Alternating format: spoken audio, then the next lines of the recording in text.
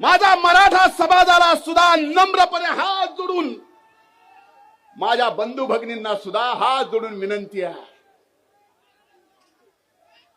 हे अंतर फक्त या दोन समाजात ओबीसी आणि मराठा समाजात अंतर विलीन पाडत नाही, तर तुमच्याशी सुद्धा दगा फटका करतोय.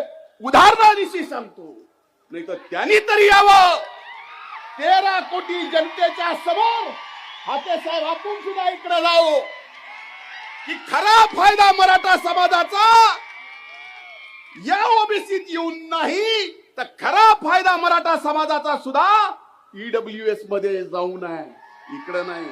पुरावे. पण या ओबीसीत काय यायचंय? मुठभर धनदांडग्या लोकांना सरपंचापासून ते राज्याच्या नेतृत्वापर्यंत पोचायचंय, म्हणून हे घुसायचं म्हणतायत.